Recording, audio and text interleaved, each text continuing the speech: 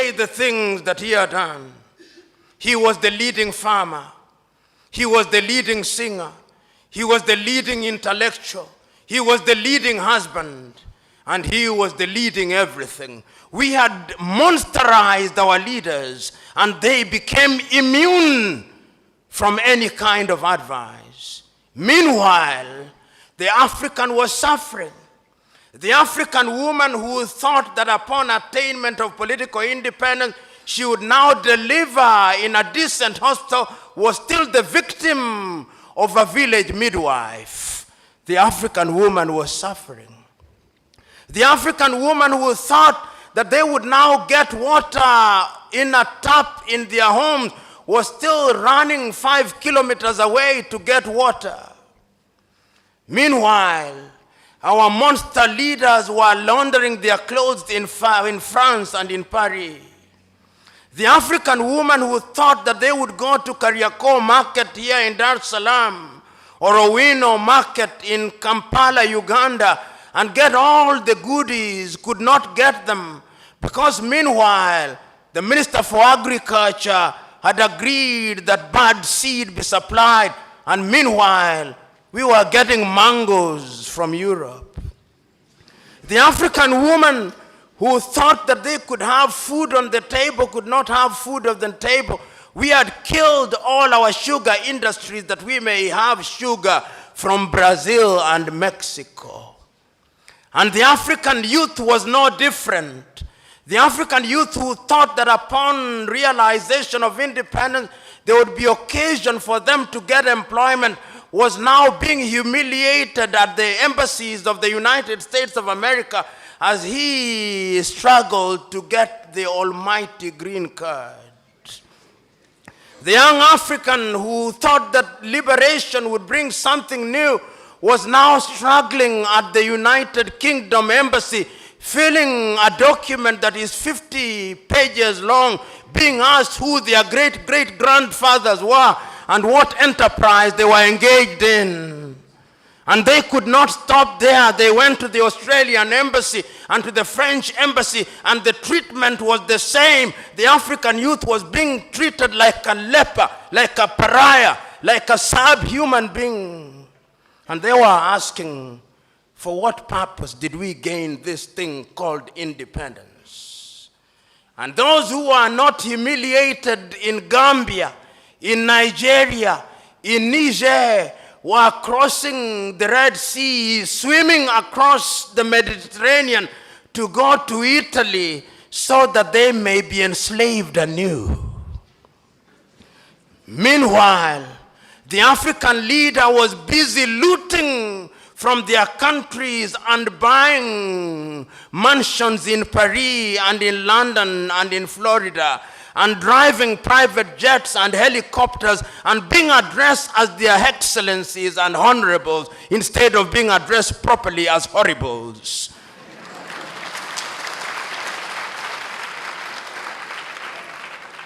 Hygiene had disappeared in African politics.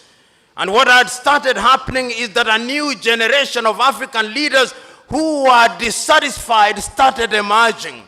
And one need only look at Africa in the 1980s when we begin to see the emergence of a new crop of leaders who are saying, this is not what we fought for.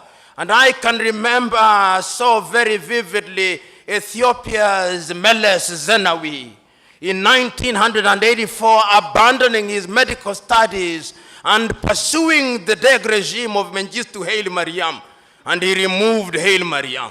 And there is a sense in which some hygiene has been reintroduced in Ethiopia. And I can remember here, God works in strange ways.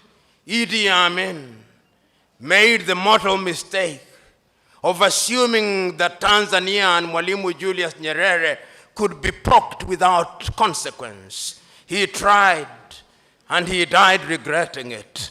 And this became, indeed, many of you will remember that this University of Dar es Salaam became the finishing school of latter-day revolutionaries.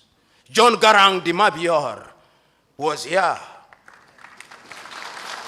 Yoweri Kaguta Museveni was here. If they were not students, they passed through here because this was the mecca of political revolutionaries. Eduardo Mondlane was here. Samora Machel passed through here, if only for a few hours. Nelson Holisa Mandela passed through here. Sam Nujoma came through here. This was the baptism ground.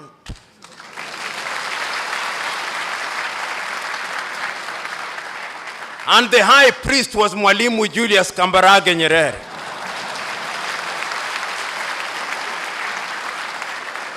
It was he who, in a manner of speaking, said, "With this water I thee baptize, that you may go out there and change your country."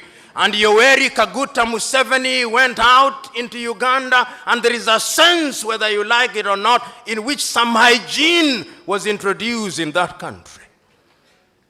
There is a sense in which when Samora Moises Machel left this ground, he went to Mozambique, and there was a sense in which some hygiene was introduced in that country. There is a sense in which John Garang de Mabior left here, and some hygiene was beginning to be introduced in South Sudan. Right now, the story is a little different, but one can see that there was this new crop of leaders who recognized that indeed we had to do something about it. But ladies and gentlemen, what had happened over the years? Let us ask ourselves the fate of Africa. Why I say that there is a need for political hygiene. Africa today has 54 odd countries. And allow me to take you through a tour of Africa, if the moderator will be gracious enough to give me latitude. When you start from the Cape in South Africa, there is a great country which has given birth to great men. 1912, the first political party to be founded in Africa, the African National Congress of Sir Albert Lutuli. That party has given birth to the Mandelas, to the governing Mbekis, to the Reginald Oliver Tambo. There was great pain during the apartheid regime, but wisdom prevailed upon President de Klerk. And in 1994, we created what was called a rainbow nation. Mandela had his honeymoon. Then came Govan Mbeki, or Thabo Mbeki, the son of Govan Mbeki. Then came Jacob Zuma. I do not know where Jacob is taking South Africa. But from where I am, there is need for hygiene in South Africa, because that is a great country, and that is the anchor of Southern Africa. Nelson Mandela left a country that was called the Rainbow Nation. Today I'm beginning to hear them talk about the Zulu and the Xhosa and the Pedi.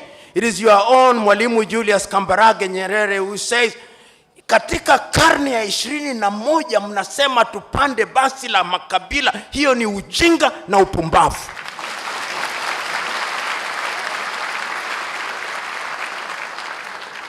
Then there is another country, because there is need for hygiene in African politics. And when one talks about hygiene, one wants to see improved agriculture.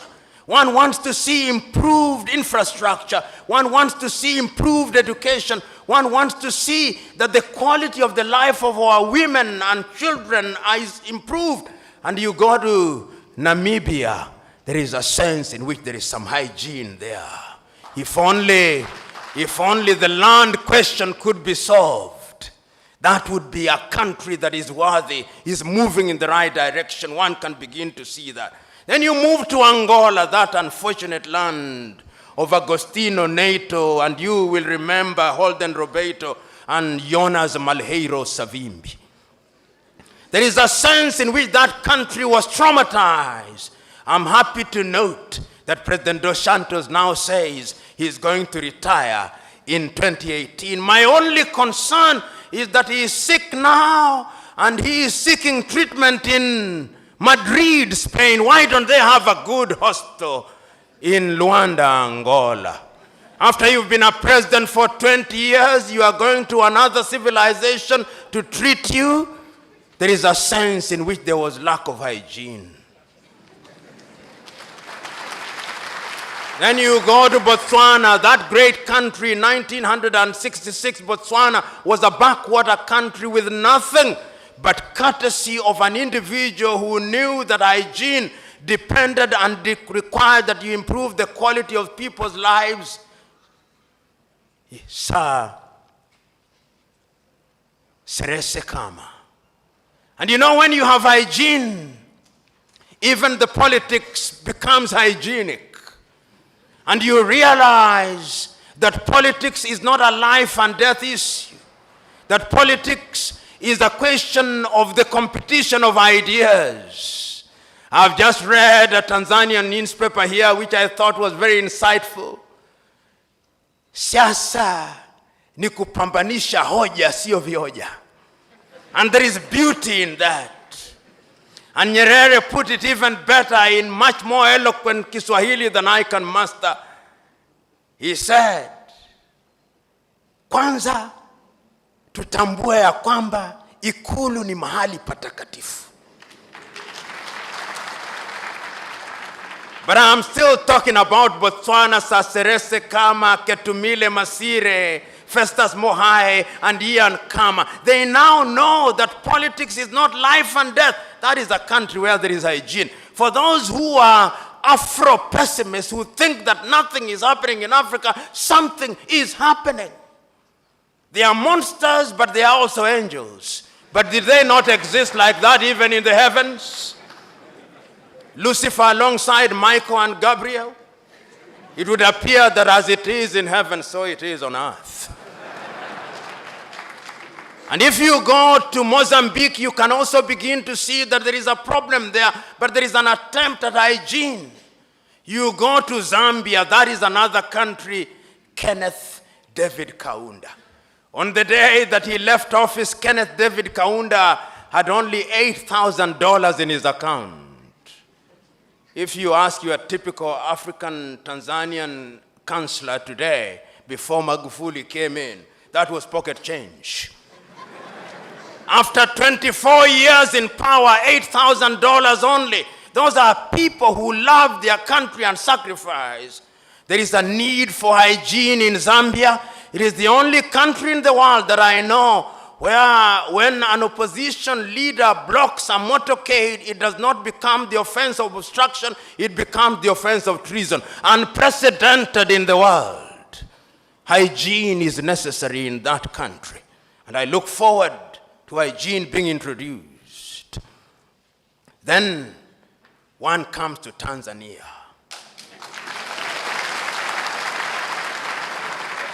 You know, Tanzania, when one talks about hygiene, one must start in the 1960s.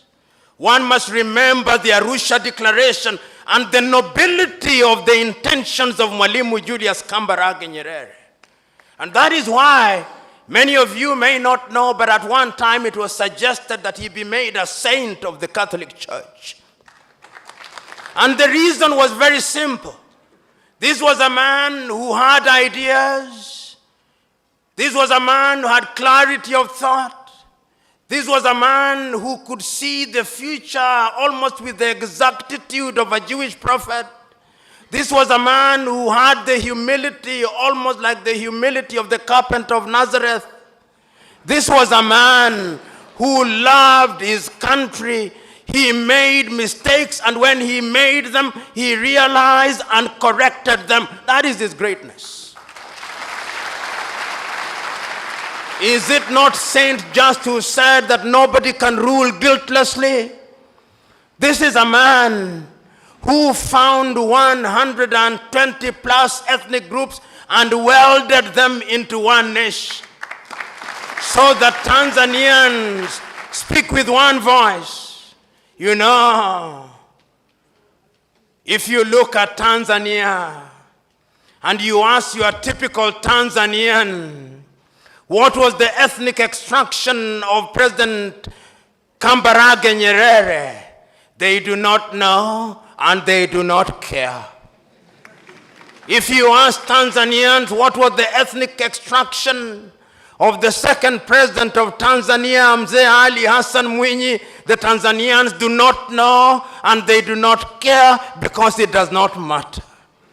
If you ask them what was the ethnic extraction of the third president of Tanzania, Benjamin William Mkapa, they do not know and it does not matter and they do not care.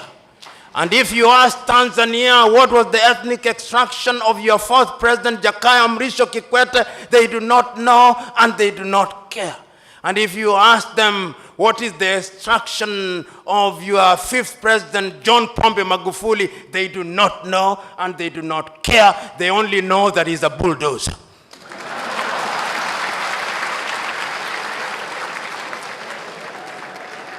But you go to my country, Kenya, God save my country. God save my country. When you meet your typical Kenyan and you introduce yourself as John, they'll ask for the second name, not that they may know your full names, but that they may identify you with your ethnicity and pigeonhole you accordingly. When you go into that country, which is a great country in prospect, but which is being destroyed by negative ethnicity, you ask them who the first president of Kenya was, they'll tell you it was Jomo Kenyatta and he was Kikuyu, and we care. We want our Kikuyu president. And if you ask them who was the second president, they'll tell you it was Daniel Arap Moi of the Kalenjin extraction, and we cared because it was our turn to eat. And if you ask them who was the third president, they'll tell you it is Uhuru Muigai Kenyatta, and he is a Kikuyu, and we want him to continue because we Kikuyus and we Kalenjin only feel safe when one of our own is in State House. And if you ask the opposition and you ask the leaders from my own ethnic group, the Luo of Kenya, the Luo will tell you we have been marginalized for too long. The time has come that God must smile upon us and our son must be the president.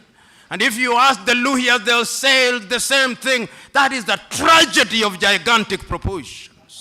I'm submitting to us that the country called Kenya needs political hygiene. I'm submitting to us that the country called Kenya needs to come to Tanzania here on a benchmarking tour, and that the President of the Republic of Kenya and all our parliamentarians should sit at the State House and be lectured by John Pombe Magufuli on the finer points of governance.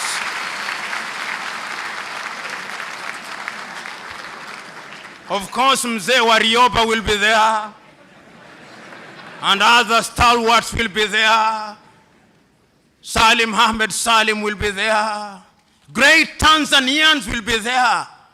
And Nyerere will remind us, katika karne ya 21 tupande basi ya makabila, ujinga na upumbavu, because it can destroy a nation. There is need for political hygiene in Kenya. Right now in Nigeria, the Igbos want to secede, and they are being warned by the Yorubas and the Northerners. There is need for political hygiene. But let me also say one of the things that relates to hygiene. Aside from negative ethnicity, there is another thing that has killed Africa and taken away political hygiene: corruption. You know, it would appear that we of the Negroid blood relate very poorly with this thing called money. Money is a useful facility that enables you to do things with ease. But if you allow money to control you and you begin to adore money and you acquire appetite for money, then you are in trouble. And I want to submit to us that Africa is the only continent in the world where upon appointment into political office or upon ascending to the political office, it's as if you have won a lottery ticket to sudden wealth. In Africa, when you are appointed a minister, even the newspapers will say if you are appointed to the Ministry of Finance, he's been appointed to the lucrative Ministry of Finance. If you are appointed to the Ministry of Agriculture or Mining, they say you've been appointed to the lucrative Ministry of Mining. But when you are appointed to the Minister of Culture, they say you've been appointed to the lean Ministry of Culture. In other words, there is a sense in which institutions in Africa appear to believe that he who gets into public office has a license to be a thief. And if you look at many African countries, many African leaders cannot account for their wealth. They have stripped their countries naked. You know, when I look at some of the great leaders of Africa, some who will not be remembered so very fondly by history, I regret. Robert Gabriel Mugabe of Zimbabwe. Nyinyi Waswahili mnasema wali wa kushiba huonekana kwenye sinia. In 1980s, when Mugabe took power, it was said of him that he had the largest number of degrees of any leader in the world, and he had degrees. It was said that he was a passionate revolutionary, and he was a passionate revolutionary. It was said that he had liberated Rhodesia, renamed Zimbabwe into a great country, and for the first 10 years he did a good job.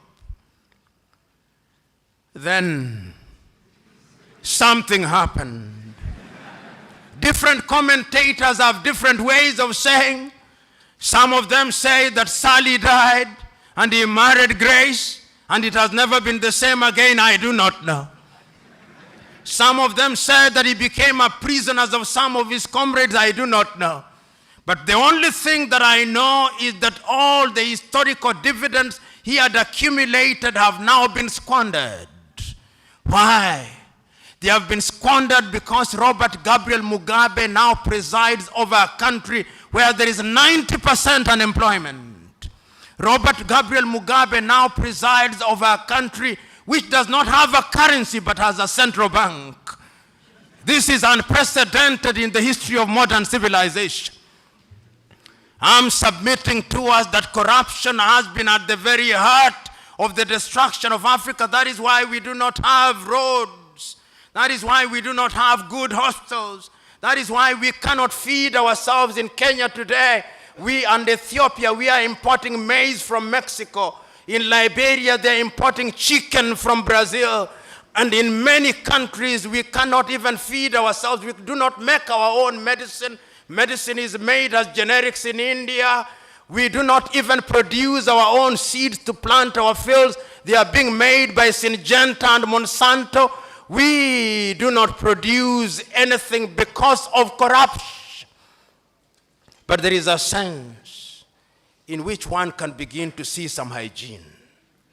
There is a sense when I arrived here in Dar es Salaam, and I look at the newspapers and I see a white gentleman having flown into Tanzania in a private jet from the company called Acacia, goes into State House in Dar es Salaam and literally almost saying, mea culpa, mea culpa, mea maxima culpa. Nimekosa sana, nimekosa sana, nimekosa sana. And President John Pombe Magufuli as if he was a Catholic father saying, nimekusikia mwanangu, nimekusikia mwanangu.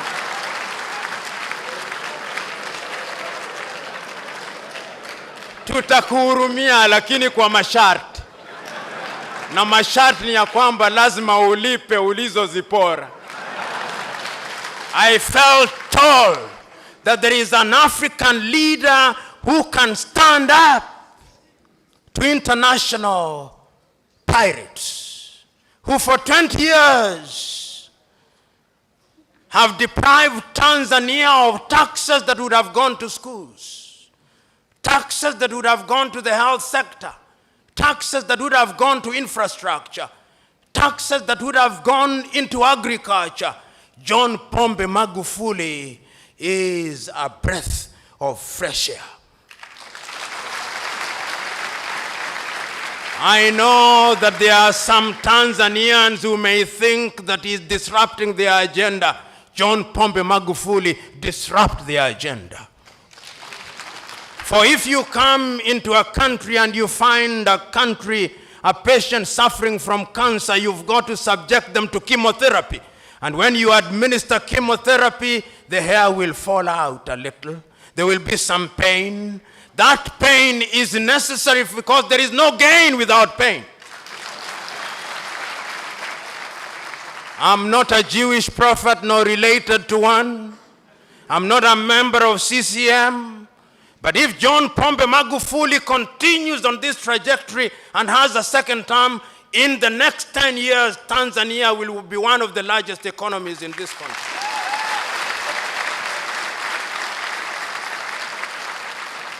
God save John Pombe Magufuli. You know, I was reading a tweet and some American is saying, bring us John Pombe Magufuli.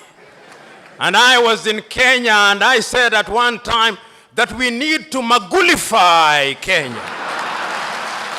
In other words, there is a sense in which a new English word can be found, the Magufulification of Africa. In fact, I dare say that even my own paper, instead of calling it a call for hygiene in African politics, I would say the Magufulification of Africa. And I would still be right. But the whites say that one swallow does not make a summer. There are other good examples in Africa of the beginning of the introduction of political hygiene. Ian Khama in Botswana. Ian Khama in Botswana, it is said that a minister in his government went to him and said, I've been named in a scandal, Your Excellency, help me. He told him, there is nothing that I can do. The individual went to his rural home. The following day, it is reported that he had committed suicide. I'm not a sadist, nor do I intend to be one, but if there are such individuals, I want more suicides. Ian Khama is yet another breath of fresh air. Paul Kagame of Rwanda, 1994, the United Nations turned away the Rwandese within 100 days. Anything between 800,000 and 1 million Tutsis and moderate Hutus were killed even in churches.